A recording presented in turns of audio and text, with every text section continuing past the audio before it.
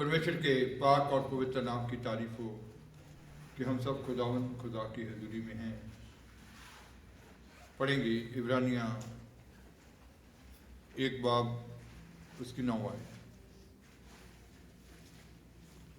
इब्रानियाँ 1 बाब उसकी 9 आयत। ਅਤੇ ਨਿਸ਼ਚਾ ਯੋਗ ਬਚਨ ਨੂੰ ਜਿਹੜਾ ਇਸ ਸਿੱਖਿਆ ਦੇ ਅਨੁਸਾਰ ਹੈ। इब्रानियाँ 1 बाब उसकी 9 आयत। ਤੇ ਧਰਮ ਨਾਲ ਪ੍ਰੇਮ ਅਤੇ ਕੁਧਰਮ ਨਾਲ ਵੈਰ ਰੱਖਿਆ, ਇਸ ਲਈ ਤੇਰੇ ਪਰਮੇਸ਼ਵਰ ਨੇ ਖੁਸ਼ੀ ਦੇ ਤੇਲ ਨਾਲ ਤੇਰੇ ਸਾਥੀਆਂ ਤੋਂ ਵੱਧ ਤੈਨੂੰ ਮਸਾ ਕੀਤਾ ਹੈ।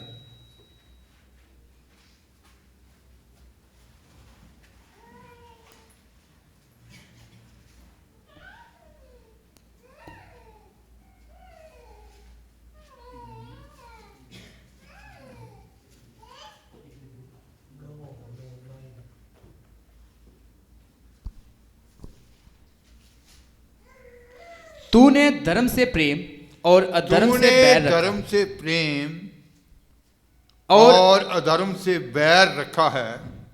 इस कारण तेरे परमेश्वर ने तेरे साथियों से बढ़कर हर्षरूपी इसी कारण तेरे परमेश्वर ने तेरे साथियों से बढ़कर हर्षरूपी तेल से तेरा अभिषेक किया। हर्षरूपी तेल से तेरा अभिषेक किया है। यीशु मसीह के बारे में लिखा गया कि तूने धर्म से क्या रखा? प्रेम और कुधर्म से बैर। फिर से पंजाबी में एक बार पढ़ेंगे।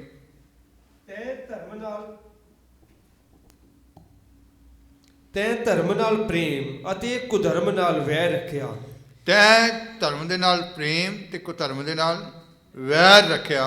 ਇਸ ਲਈ ਤੇਰੇ ਪਰਮੇਸ਼ਵਰ ਨੇ ਖੁਸ਼ੀ ਦੇ ਤੇਲ ਨਾਲ ਤੇਰੇ ਸਾਥੀਆਂ ਤੋਂ ਵੱਧ ਤੈਨੂੰ ਮਸਾ ਕੀਤਾ। तेरे परमेश्वर ने खुशी के तेल से तेरे साथियों से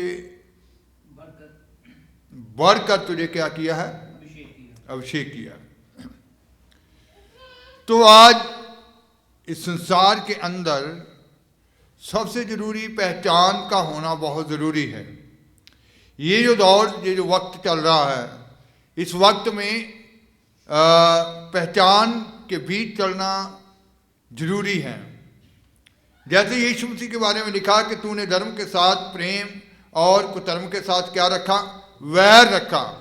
तो जब हम जो मसीह लोग पहचान जाते हैं अच्छाई और बुराई, नेकी या बदी को पहचान जाते हैं, तो लिखा गया है, जब हम मलाकी 3 बाब उसकी 17 और 18 आयत पढ़ते हैं तो वहाँ लिखा गया, पढ़ेंगे।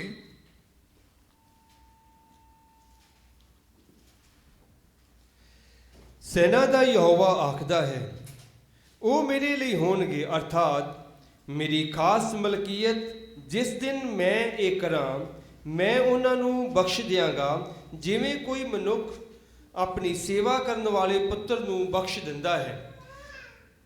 ਤਦ ਤੁਸੀਂ ਮੁੜੋਗੇ ਅਤੇ ਧਰਮੀ ਔਰ ਦੁਸ਼ਟ ਵਿੱਚ ਅਤੇ ਪਰਮੇਸ਼ਵਰ ਦੀ ਸੇਵਾ ਕਰਨ ਵਾਲੇ ਵਿੱਚ ਅਤੇ ਜਿਹੜਾ ਸੇਵਾ ਨਹੀਂ ਕਰਦਾ ਉਹਦੇ ਵਿੱਚ फर्क करोगे। सेनाओं का यहोवा ये कहता है, सेनाओं का यहोवा ये कहता है, जो दिन मैंने ठहराया है, जो दिन मैंने ठहराया है, उस दिन वह लोग मेरे निज बाग ठहरेंगे। तो जो दिन मैंने ठहराया है उस दिन आप मेरे निज बाग ठहरोगे, निजी मिरास ठहरोगे। पंजाबी में इसको लिखा था 17 आयत को। सेना ਦਾ ਯਹੋਵਾ ਆਖਦਾ ਹੈ, ਉਹ ਮੇਰੇ ਲਈ ਹੋਣਗੇ, ਅਰਥਾਤ ਮੇਰੀ ਖਾਸ ਮਲਕੀਅਤ। मेरी खास मलकियत, मेरी खास मिरास। कौन लोग? ਜਿਸ ਦਿਨ ਮੈਂ ਇਹ ਕਰਾਂ, ਮੈਂ ਉਹਨਾਂ ਨੂੰ ਬਖਸ਼ ਦਿਆਂਗਾ, ਜਿਵੇਂ ਕੋਈ ਮਨੁੱਖ ਆਪਣੀ। हाँ जी, बाकी हिंदी में पढ़ देंगे। उस दिन वह लोग मेरे निज बाग ठहरेंगे और मैं उनसे ऐसी कोमलता करूंगा, मैं उन लोगों से ऐसी कोमलता करूंगा जैसी कोई अपने सेवा करने वाले पुत्र से करे, जैसी कोई अपने सेवा करने वाले पुत्र से करे, तब तुम फिरकर धर्मी तब तुम फिरकर धर्मी और दुष्ट का भेद अर्थात जो परमेश्वर की सेवा करता है और जो उसकी सेवा नहीं करता, उन दोनों का भेद पहचान सकोगे। तो इसका मतलब है कि ये खुदा के लोग जो उसकी खास मलकियत हैं, उनके अंदर ये पहचान, यीशु मसीह के बारे में लिखा कि उसके साथियों से उसको हर्ष के तेल से बढ़कर क्या किया, अभिषेक किया, मसा किया। कारण क्या था कि उसने धर्म से प्रेम और कुधर्म से क्या रखा, वैर रखा। तो आज जो खास मलकियत है, उसकी खास प्रजा हैं, उनके अंदर भी पहचान का होना बहुत ज़रूरी है। बहुत सारे मसीह जब पहचान कर जाते हैं, उनके अंदर जो सेवा करने वाले के बीच और सेवा ना करने वालों के बीच जब पहचान आ जाती है, तो जब फिर भी वो उनके साथ मिले रहते हैं, जब उनके साथ चलते फिरते हैं, उनके साथ बने रहते हैं, तो उनका अनंत जीवन भी खतरे में चला जाता है। लाभ कब हमें होता है, जब हम उन लोगों से जब पहचान हो गई, जब खुदा ने हमें पहचान दे दी, जब हमें ये समझ में आ गया कि कौन असल सेवा करने वाले हैं, कौन नकल है, कौन अधूरा है, कौन सही है, कहाँ हमें सही ज्ञान मिल रहा है। तो इसका मतलब है कि जैसे ये लिखा गया कि तुम उस दिन सेवा करने वाले और ना करने वाले के बीच में क्या करोगे, पहचान करोगे। धर्मी और दुष्ट के बीच में क्या करोगे, पहचान करोगे। तो आज हर मसीह के अंदर एक पहचान का होना बहुत ज़रूरी है। जो मसीह ये पहचान रखते हैं, फिर भी उनके साथ मिले रहते हैं, उनके साथ चलते फिरते हैं, उनके साथ उठते बैठते हैं, उनकी बातों के बीच चलते हैं, तो फिर उनका अभिषेक वो उनको लाभ नहीं होता। यशायाह ने इसके बारे में कहा, यशायाह 48 बाब उसकी 17 आयत से 20 आयत तक लिखा है, पढ़ेंगे।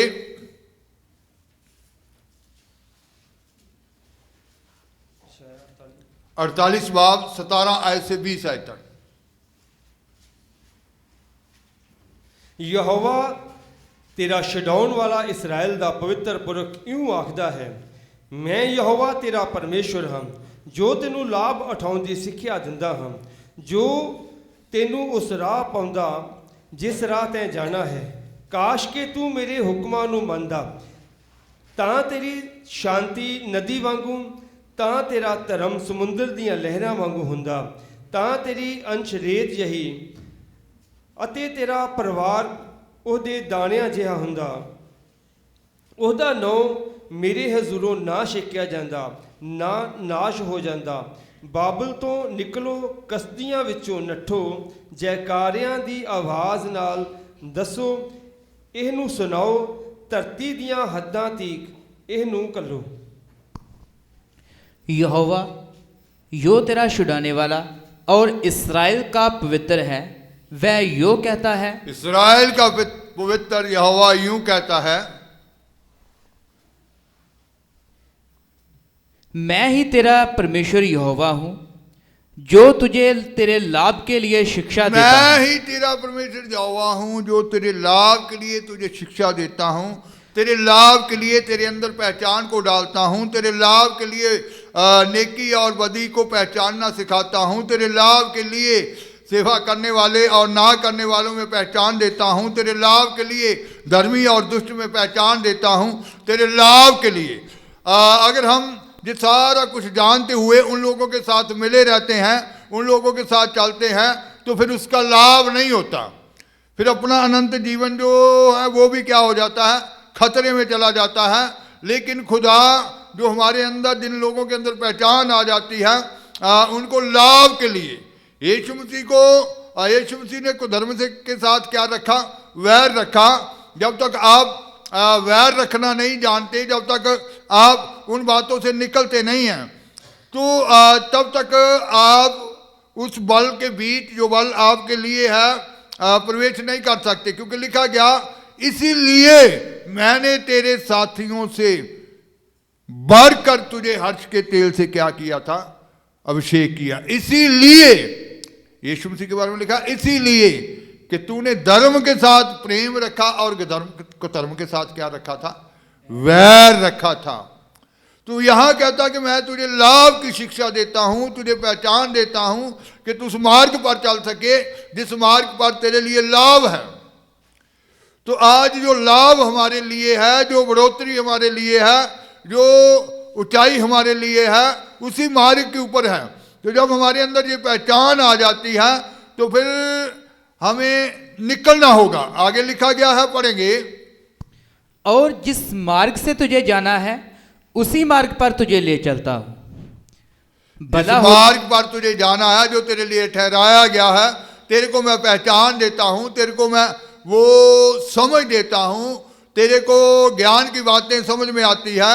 और जिस मार्ग पे तूने जाना है, जो तेरे लिए ठहराया गया है, उसी ऊपर लेकर चलता हूं।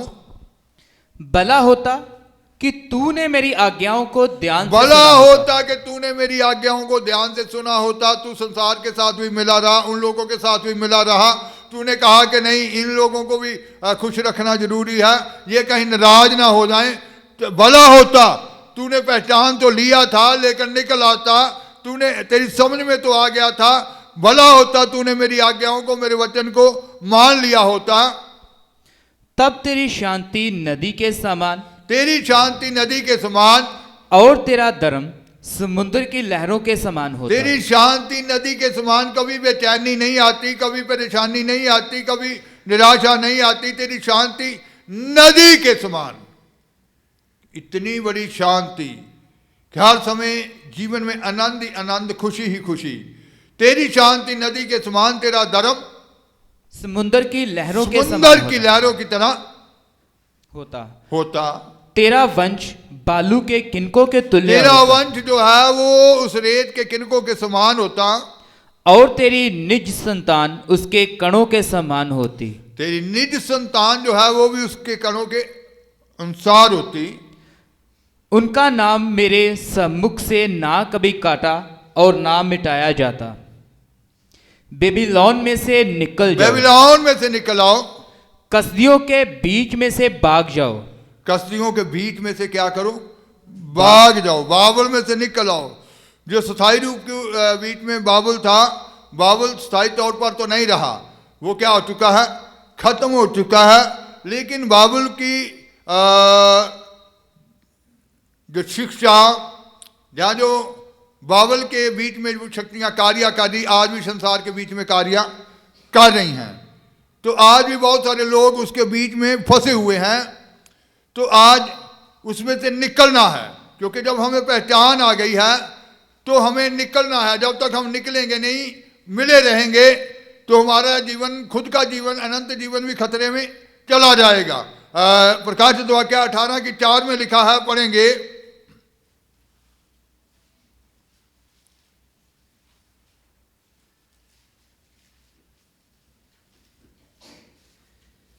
मैं एक होर आवाज़ आकाशों ये आखदे सुनी, हे मेरी प्रजा, ਉਹਦੇ ਵਿੱਚੋਂ ਨਿਕਲ ਆਓ, ਮਤੇ ਤੁਸੀਂ ਉਹਦਿਆਂ ਪਾਪਾਂ ਦੇ ਭਾਗੀ ਬਣੋ, ਮਤੇ ਤੁਸੀਂ ਉਹਦੀਆਂ ਬਾਵਾਂ ਵਿੱਚ ਸਾਂਝੀ ਹੋਵੋ। फिर मैंने स्वर्ग तो से, बाबुल स्थायी रूप से तो खत्म हो चुका है, लेकिन फिर भी यहाँ उसमें से, बाबुल में से निकल आने के लिए कहा जा रहा। मैंने ये आवाज सुनी कि हे मेरी प्रजा, उसमें से निकल आओ, बाबुल में से निकल आओ। फिर मैंने स्वर्ग से एक और शब्द सुना, हे मेरे लोगों, उसमें से निकल आओ कि तुम उसके पापों में बागी ना हो, तुम उसके पापों के बीच में बागी ना हो, और उसकी विधियों में से कोई तुम पर आ ना पड़े। जो उसके ऊपर वबा आने वाली है, वो तुम ऐसे लोगों के ऊपर जो वबा आने वाली है, जो बाबुल की शिक्षाओं के बीच में फंसे हुए हैं, जिनके बीच में बाबुल का पाप कार्य कर रहा है, उनके ऊपर आने वाली वबाओं के, जो वबा उनके ऊपर आने वाली है, ऐसे लोगों के ऊपर तुम पर कहीं आन ना पड़े। हे मेरी प्रजा, उनमें से क्या करो? निकल आओ। तो इसका मतलब है कि निकलना है। आज जब आपके अंदर पहचान आ गई है, तो फिर आपको सेवा करने वाले, सेवा ना करने वाले के बीच में पहचान आ गई है, तो फिर निकलना होगा। आप अगर उनके साथ मिले रहे हैं तो फिर आप उसकी आस नहीं कर सकते, क्योंकि याकूब ने कहा संसार का मित्रचारा परमेश्वर से क्या है? वैर है। हे विचारनो, वहां भी विचारी कहा गया। हे विचारनो, क्या कहा गया? पढ़ दूंगे, पढ़ दे।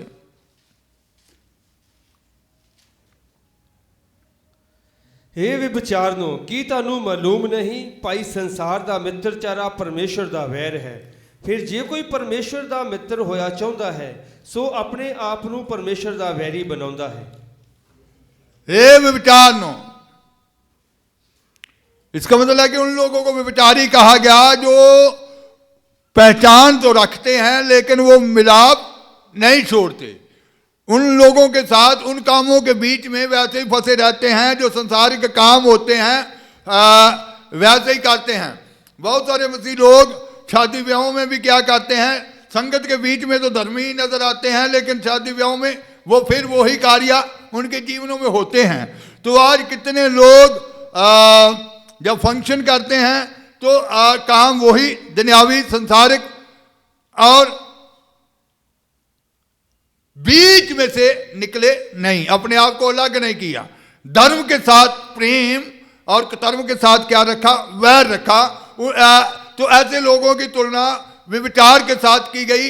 हिजकियेल ने कहा, हिजकियेल 16 बाब उसकी पहली और दूसरी आयत जब हम पढ़ते हैं तो वहां लिखा गया, पढ़ेंगे,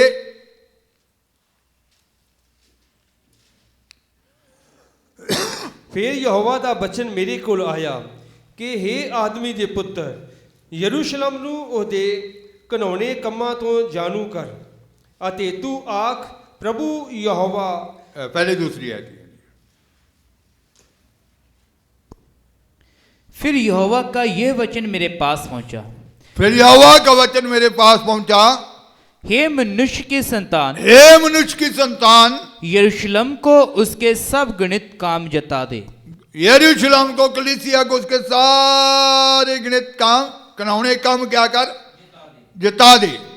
इसकी 28 आयत से 30 आयत तक जब हम पढ़ते हैं, उनके अंदर कौन से घिनौने काम पाए जाते थे? 28 से 30। ਫਿਰ ਅਸੂਰੀਆਂ ਨਾਲ ਵਿਚਾਰ ਕੀਤਾ, ਕਿਉਂ ਜੋ ਤੂੰ ਰੱਜਦੀ ਨਹੀਂ ਸੈਂ।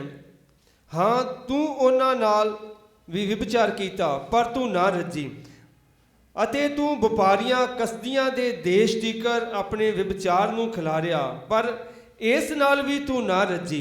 ਪ੍ਰਭੂ ਯਹੋਵਾ ਦਾ ਵਾਕ ਹੈ ਕਿ ਤੇਰਾ ਮਨ ਕਿੰਨਾ ਨਿਰਬਲ ਹੈ ਕਿ ਤੂੰ ਇਹ ਸਭ ਕੁਝ ਕਰਦੀ ਹੈ, ਜੋ ਇੱਕ ਬੇਲਜ਼ਾਨੀ ਤੀਵੀਂ ਦਾ ਕੰਮ ਹੈ।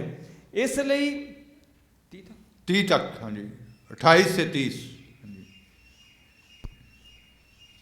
फिर भी तेरी तृष्णा ना बुझी, इसलिए तूने अशूरी लोगों से भी व्यभिचार किया। तूने अशूरी लोगों से भी व्यभिचार किया। यरूशलेम के लोगों को ये कहा जा रहा, तूने अशूरी लोगों से भी व्यभिचार किया, और उनसे व्यभिचार करने पर भी तेरी तृष्णा ना बुझी। उन लोगों के साथ व्यभिचार करने से भी तेरी तृष्णा ना बुझी। फिर तू लेन देन के देश में व्यभिचार करते करते कसदियों के देश तक पहुंची। लेन देन के देश में व्यभिचार करते करते कसदियों के देश तक पहुंच गई, और वहां भी तेरी तृष्णा ना बुझी। वहां भी तेरी तृष्णा ना बुझी। प्रभु यहोवा की यह वाणी है कि प्रभु यहोवा की ये वाणी है कि तेरा हृदय कैसा चंचल है कि तू ये सब काम करती है जो निर्जल वेश्या ही के काम है। तेरा हृदय कैसा निर्जल है, तू जो काम करती है जो निर्जल वेश्या के काम है। तो इसका मतलब है कि जो लोग ऐसे मिले रहते हैं संसार के बीच में और पहचान रखते हुए भी वो काम नहीं छोड़ते, वो सारी बातें नहीं छोड़ते, तो उनकी तुलना भी विचार के साथ की गई। लेकिन अब समय कम किया गया है। आप सुन रहे हैं भविष्यवक्ताओं के मुख से कि समय बिल्कुल थोड़ा रह गया है। अगर आप उन लोगों के बीच में मिले रहे तो खुदा का न्याय आ पड़ेगा कि मैंने तुझे पहचान दी थी लेकिन तूने अपने आप को अलग नहीं किया। मैंने तेरी बंद आंखों को खोल दिया था, तेरी समझ में वो कलाम आ गया था, वो ज्ञान आ गया था, लेकिन तू उनके साथ मेल मिलाप ऐसे ही रखा।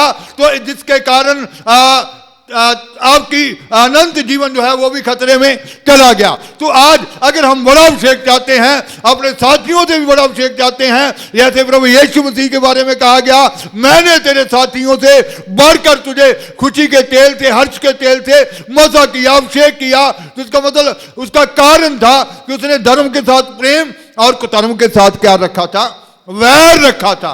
तो आज आप वैर रखना जब तक नहीं जानेंगे, जब तक उन लोगों से बीच में नहीं निकलेंगे, उन कामों के बीच में से नहीं निकलेंगे जो काम खुदा के वचन के अनुसार गलत है, आपके अंदर वो पहचान आ गई है, क्योंकि आप खुदा की निज प्रजा है। निज प्रजा होने के लिए, मलकियत होने के लिए खुदा ने आपको बुलाया था। अगर ये पहचान रखते हुए भी आप वो गलत कार्य कर रहे हैं, आप उन लोगों के साथ मिले हुए हैं, तो फिर समय कम है। पौलुस इसके बारे में कहता है, दूसरा कुरिन्थियों 6 बाब उसकी 14 आयत से 17 आयत तक जब हम पढ़ते हैं तो पौलुस भी इसके बारे में कहता है। पढ़ेंगे दूसरा कुरिन्थियों 6 बाब 14 आयत से 17 आयत तक।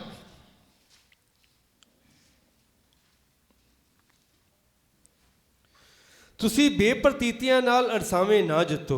बेप्रतीते जो लोग विश्वास नहीं करते खुदा की बातों के ऊपर, उनके साथ अनसावे ना जुटो।